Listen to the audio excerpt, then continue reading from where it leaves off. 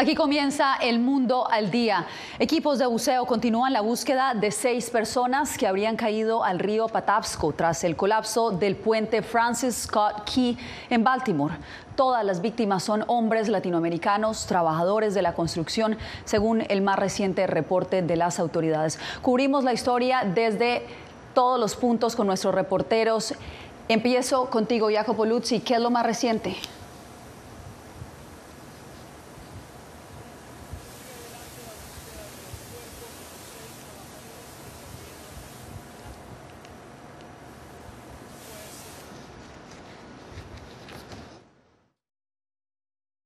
Difíciles y peligrosas, con agua gélidas, lluvia, mareas en movimiento y metales destrozados. Entre tanto, empiezan a emerger las identidades de estos trabajadores, todos latinos, muchos que vivían desde décadas en Estados Unidos. Las autoridades ya perdieron la esperanza de encontrar con vida a los 6 trabajadores migrantes debido a la profundidad de las aguas y las bajas temperaturas, y se enfocan ahora en recuperar los cuerpos. Pasamos de la parte de búsqueda y salvamento a una operación de recuperación. Las condiciones cambiantes han hecho que sea peligroso para los socorristas y los buzos.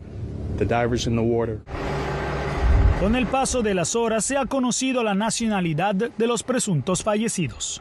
El Ministerio de Relaciones de Guatemala dijo que 2 de las víctimas, de 26 y 35 años, son de ese país. También se cuentan entre los desaparecidos a 2 mexicanos, un hondureño y un salvadoreño. Eran padres y hermanos, eran primos, eran hijos. Tendré la oportunidad de compartir tiempo con los miembros de sus familias, quienes los recuerdan. En las últimas horas se difundió la conversación de la policía minutos antes de que el barco se estrellara con el puente, en la que se activa un operativo para cerrar las entradas del puente y avisarle a los trabajadores. Hay un equipo allí y tal vez quieras notificar al capataz y ver si podemos sacarlos del puente temporalmente. Una vez que la otra unidad llegue aquí, subiré al puente. Lo que se oye después en la grabación es la confirmación del colapso del puente. Todo el puente se cayó. Empiecen, quien sea, todos. Todo el puente acaba de derrumbarse. El secretario de Transporte, Pete Buttigieg, aseguró que la prioridad ahora del gobierno federal es reconstruir el puente y reabrir el puerto lo más pronto posible para mitigar el impacto económico. Reabrir el puerto y ocuparse de las implicaciones de la cadena de suministro, reconstruir el puente y ocuparse de las implicaciones del transporte de servicios hasta que se reconstruya el puente. Los investigadores ya recuperaron informaciones en el registrador de datos de viaje de la nave, que los funcionarios describieron como esencialmente la caja negra del barco. Esto podría revelar finalmente lo que pasó al buque Dali. Jacopo, y mientras continúa la investigación y la búsqueda de estos 6 trabajadores, la comunidad migrante en el área metropolitana de la capital estadounidense se une tras esta tragedia. Celia Mendoza se encuentra en otro punto donde hay información sobre los 2 trabajadores latinos que ya han sido identificados. Celia, adelante con la información. Yasmín, durante esta jornada, el portavoz de la organización que ayuda a los migrantes aquí en Baltimore, la organización CASA, aseguró que han tenido contacto directo con los familiares de estos 2 migrantes, uno de El Salvador y el otro de Honduras, quienes están trabajando desde hace años con esta organización como miembros activos y a quienes están ayudando en este proceso después de que los familiares pidieran privacidad. Sin embargo, el vocero de esta organización habló con los medios de comunicación y describió a Miguel Luna, el salvadoreño que murió durante este accidente, de esta manera. La familia de Miguel Luna desde El Salvador nos está solicitando un poco de privacidad. Y Miguel Luna es de El Salvador. Miguel salió a las 6:30 de la tarde el día lunes a trabajar y aún no ha regresado a casa. Él es un esposo, es un padre de 3 hijos y ha vivido en Maryland en los últimos 19 años. Esta situación ha consternado a esta comunidad, lo que ha llevado a que en este mismo recinto a mi espalda se estén reuniendo para establecer una comitiva que está trabajando para recaudar fondos y establecer una manera de cómo ayudarle a estos miembros de la comunidad, quienes dejan atrás familias. De hecho, también se refirió al hondureño Minor Suazo, a quien estarían desde luego celebrando su cumpleaños en menos de un mes. Celia, precisamente. Minor es un esposo, un padre de 2 hijos. Su familia estaba lista preparando su cumpleaños el 27 de abril.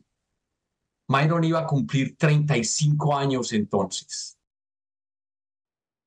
Hasta donde tenemos entendido, una de las personas que sobrevivió de las 2 que fueron rescatadas después de este accidente es mexicano. Esto lo ha confirmado la Secretaría de Relaciones Exteriores de México, que se encuentra aquí en Baltimore para asistir a los familiares de las víctimas. Todavía no se ha confirmado el nombre del resto de los desaparecidos. Sin embargo, en redes sociales han aparecido por lo menos 2 diferentes páginas, las cuales están dando información preliminar de por lo menos uno de los guatemaltecos y otro de los salvadoreños que habrían muerto. Se espera la confirmación de las autoridades para poder identificar. Celia, gracias. Y precisamente los parientes de Minor en Honduras también hablaron con nuestro corresponsal Óscar Ortiz. Ellos no pierden las esperanzas de verlo nuevamente con vida, aunque son conscientes de que el tiempo juega en su contra.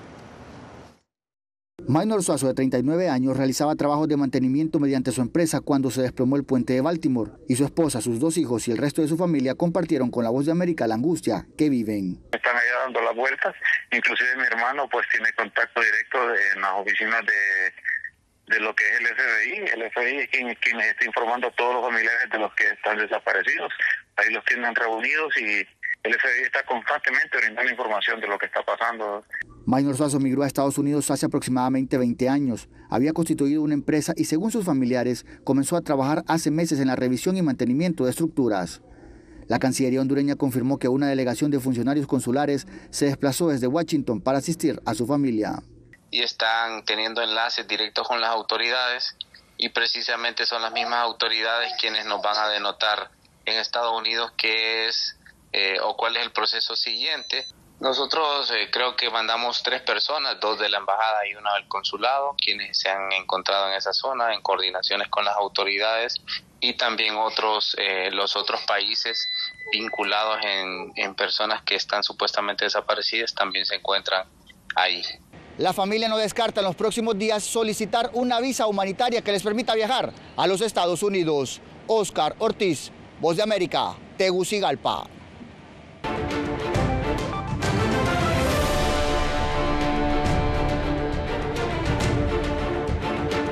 En una nueva decisión, una corte de apelaciones decidió mantener suspendida la ley migratoria SB4 de Texas, que le da facultades a la policía estatal para detener y deportar extranjeros que ingresen a su territorio sin autorización para permanecer en Estados Unidos. José Pernalete tiene los pormenores. Continúa la incertidumbre respecto a la polémica ley SB4, tras la decisión de una corte de apelaciones del Quinto Circuito de mantener bloqueada la legislación que faculta a la policía de Texas a ejercer funciones federales migratorias. La policía y la autoridad estatal tienen la función de enforzar esa ley, y el enforzamiento es básicamente coger a esa persona que ellos consideran que está en los Estados Unidos sin ser admitida y deportarla o llevarla al puerto más cerca de embarque, o que en este caso sería pues la frontera. Esta ley fue aprobada en 2017, posteriormente en 2023 fue reformulada. El gobernador de Texas apoya al reglamento aduciendo la necesidad de reforzamiento de la frontera sur de Estados Unidos.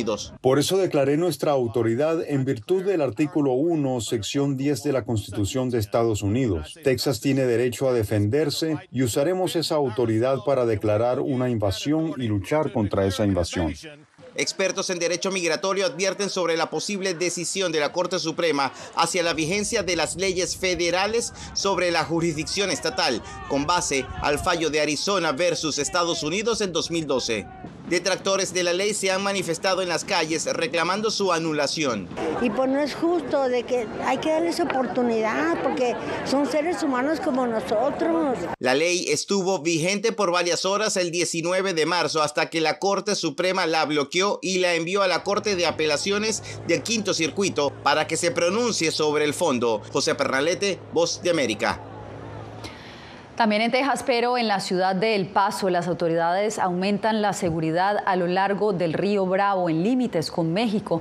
Esto a escasos días de que centenares de personas resultaran arrestadas tras forcejear con agentes de la patrulla fronteriza buscando ingresar a Estados Unidos. César Contreras tiene el reporte. Atención, vamos a empezar a instalar alambre de púas en esta zona. Por su seguridad necesitamos que regresen al lado de México. La masiva entrada de migrantes por la fuerza a través del marcador internacional 36 en el área del Paso ha traído más vigilancia y busca evitar nuevos altercados entre autoridades y migrantes. Más soldados de la Guardia Nacional de Texas desplegados y más alambre de púas se ha instalado en la frontera este fin de semana en El Paso. Seguimos reforzando las barreras fronterizas y repeliendo a cualquier inmigrante ilegal. Texas mantiene la línea. Para algunos activistas, la solución al problema de la migración va más allá de un reforzamiento en la frontera sur. Pero esto no está resolviendo un sistema que está roto. Entonces, para nosotros la militarización y este incremento en más policía y más patrullaje no es una solución que en verdad esté abordando los problemas del asilo. Esta intensificación de vigilancia está siendo financiada principalmente por el gobierno de Texas. Todo el apoyo de otras organizaciones del orden público es bienvenido para la patrulla fronteriza. Nosotros respetamos a las otras agencias del orden público que nos están apoyando lógicamente y es importante para mantener la seguridad de nuestras fronteras. A pesar de ello, algunos migrantes continúan planteándose la idea de cruzar ilegalmente. Pues está feíto, pues de repente uno se quiere arriesgar, pero le da miedo, pues igual, con los hijos, todo.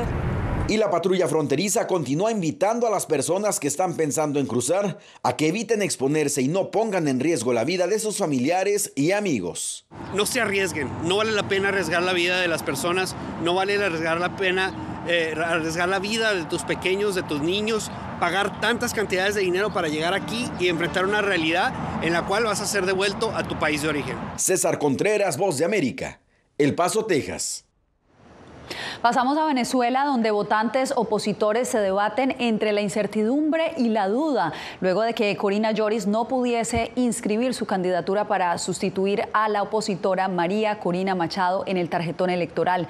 Adriana Núñez Rabascal, en directo desde Caracas. ¿Cuál es la situación, Adriana?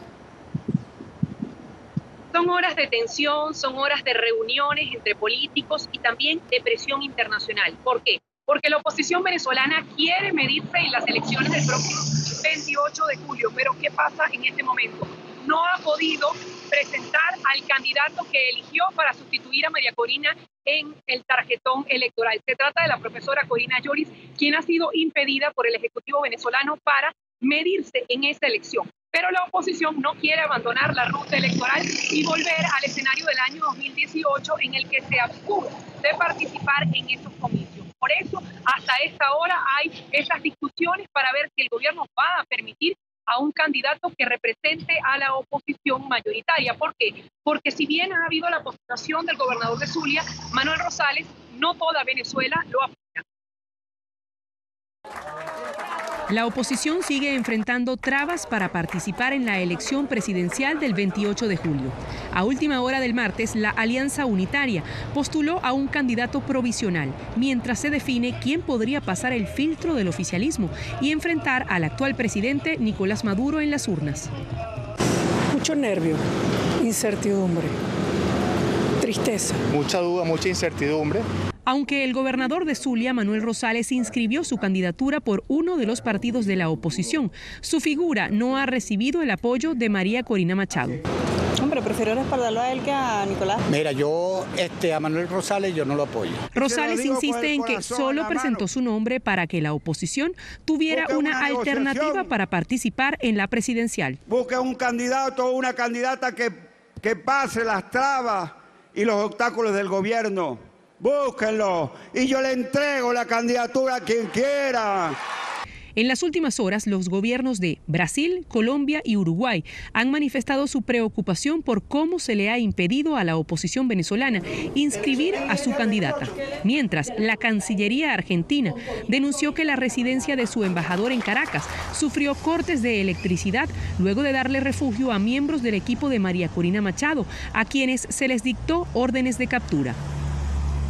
Por cierto, que el gobierno de Venezuela acusó a la Cancillería de Colombia de injerencista, luego de haberse pronunciado la Cancillería colombiana exigiendo un proceso justo en Venezuela. Te agradezco, Adriana, por el reporte. Y al volver, más de 20 prórrogas ya lleva el régimen de excepción en El Salvador. Les contamos cómo lo ven los ciudadanos tras 2 años de su proclamación.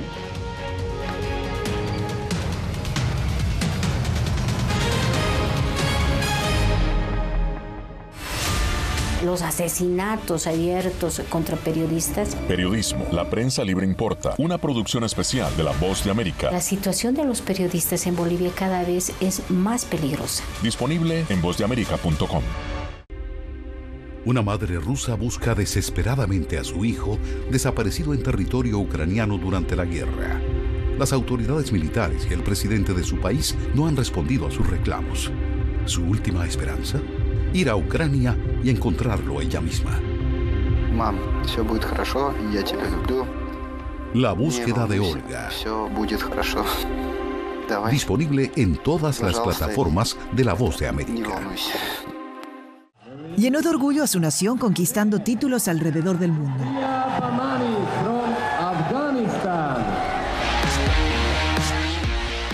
Sin embargo, como mujer que desafía las expectativas de género en Afganistán, su vida, triunfos y carrera están ahora en grave peligro.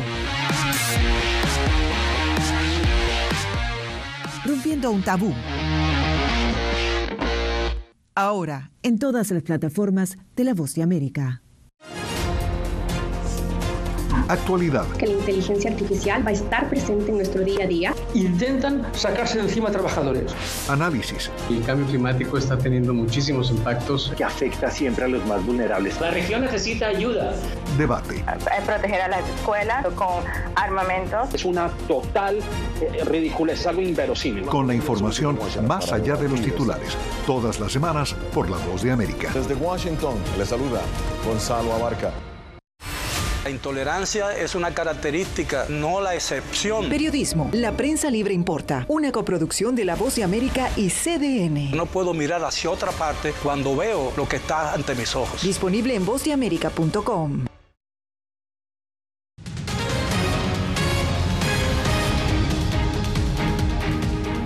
En Haití, la oleada de violencia desatada desde el 29 de febrero ha dejado miles de familias sin hogar y sin refugios a los que puedan acudir.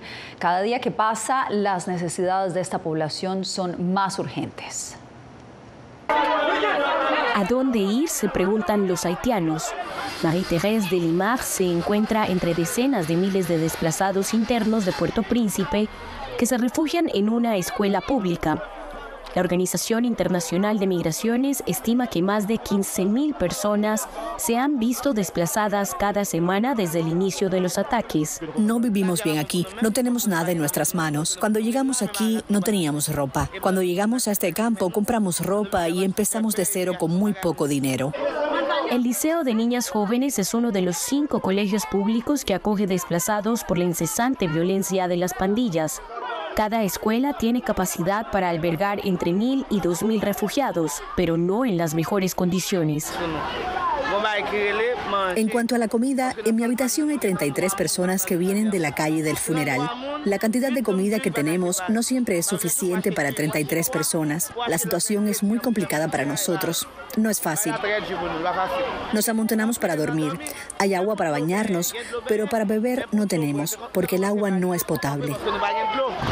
La escasez de comida, agua potable y suministros básicos de higiene personal se han convertido en el objetivo diario de los haitianos. Según Maxi Ezequiel, los ancianos y los niños son los más afectados en este tipo de condiciones.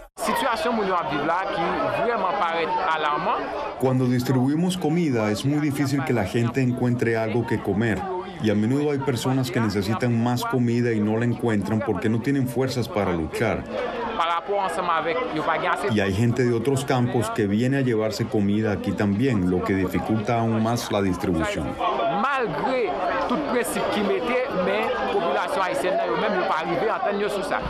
Los haitianos sin jefe de gobierno desde el 11 de marzo piden ayuda humanitaria y una transición política que les garantice vivir en paz, en un país en el que el miedo, el terror y la violencia se han convertido en los principales líderes políticos.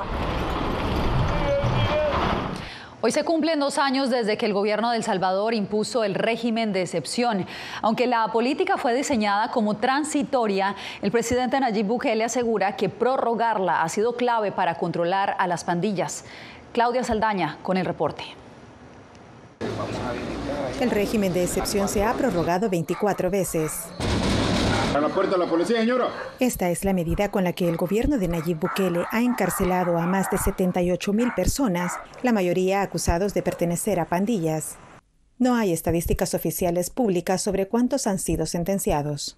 El plan control territorial cada vez más está dando resultados y eso es lo que tiene seguro y en tranquilidad a los visitantes, a los negocios, a los empresarios, a los inversionistas que vienen a nuestro país. Pero organizaciones como Socorro Jurídico Humanitario denuncian que entre los capturados hay defensores de derechos humanos y sindicalistas. Son personas organizadas, son personas que han denunciado la corrupción de este gobierno, que han denunciado que todo está en reserva y por eso los han metido presos. No es justo.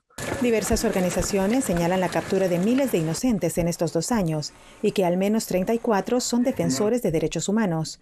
También reportan 238 muertes en centros penales. Solamente el 6% de las personas fallecidas eran perfilados pandilleros, el 94% no estaban perfilados como pandilleros. Nosotros aperturamos la denuncia con el caso de José Leonidas Bonilla, un sindicalista que no era pandillero, que lo dejaron morir por enfermedad, pero además torturado. Los diputados aseguran que seguirán dando sus votos para nuevas prórrogas. Por supuesto que lo vamos a seguir haciendo. Por supuesto que vamos a seguir impulsando esto tantas veces sea necesario. El gobierno continúa ejecutando cercos militares como parte del Plan Control Territorial. Claudia Saldaña, Voz de América, El Salvador. Hacemos una breve pausa y regresamos en instantes. Uno de los mayores centros de producción global de opio está experimentando profundos cambios a medida que los talibanes intensifican su lucha contra la industria de la droga. Hellman, la maldición de los narcóticos. Una investigación exclusiva de La Voz de América que nos lleva a lo más profundo de las plantaciones de amapolas en Afganistán. Ahora en todas nuestras plataformas.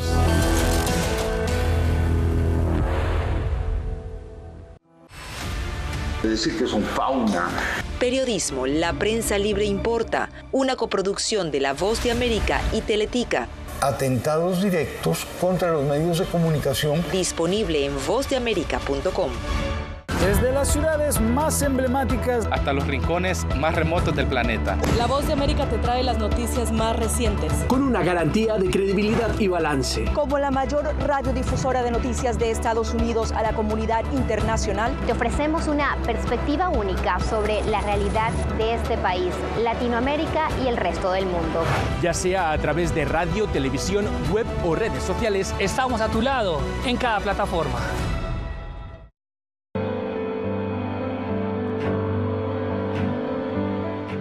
Motivado por la defensa de la libertad y la democracia en el mundo, este estadounidense dejó todo y se marchó a Ucrania para hacer un trabajo humanitario arriesgando su vida, transportando suministros, alimentos y medicinas a los territorios del este de Ucrania, bajo asedio. Aquí para ayudar. Disponible en todas las plataformas de La Voz de América. Siento miedo de ejercer periodismo. Periodismo, la prensa libre importa. Una coproducción de La Voz de América y Teleamazonas. Siento miedo de decir que soy periodista. Disponible en vozdeamerica.com.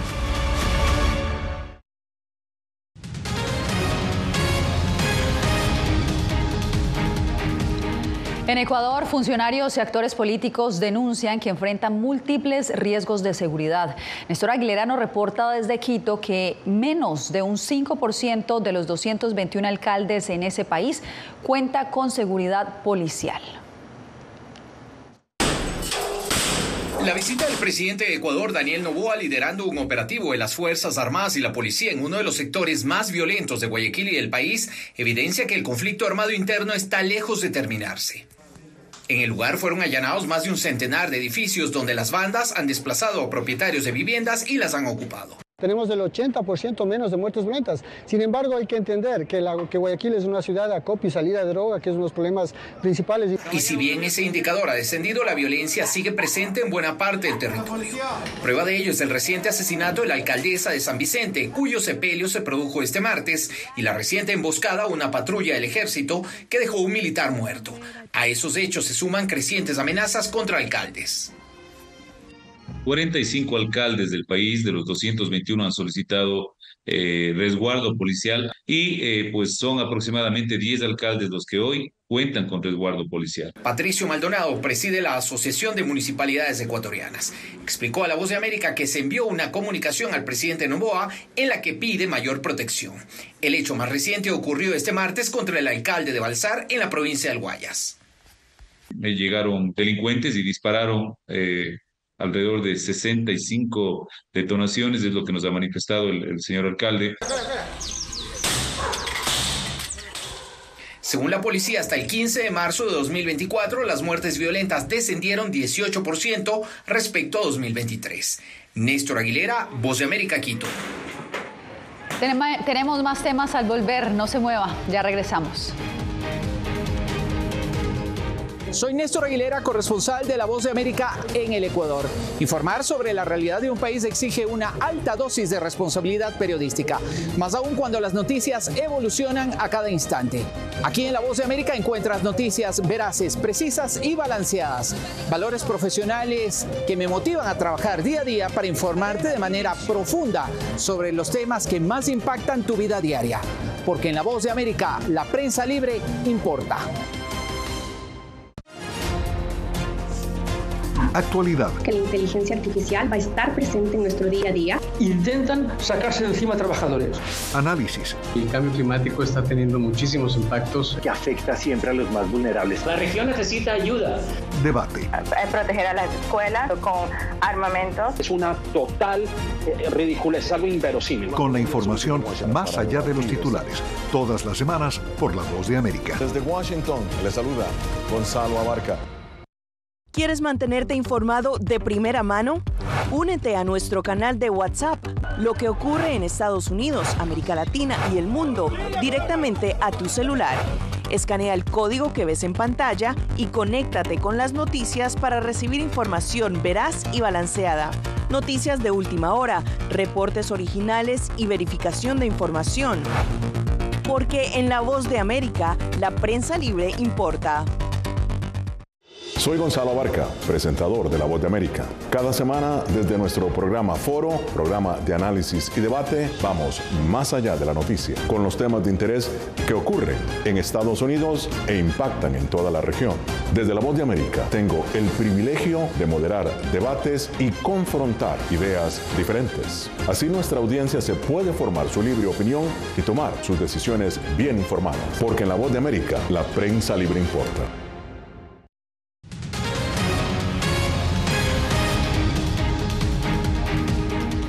En Nueva Jersey, una persona ganó el quinto premio más grande en la historia de la lotería estadounidense Mega Millions. Solo hay un billete ganador de $1.130 millones y su propietario aún no ha sido identificado. El afortunado puede optar por recibir un pago único de $537,5 millones o recibir cuotas a lo largo de 30 años, pagando así el impuesto sobre la renta anualmente.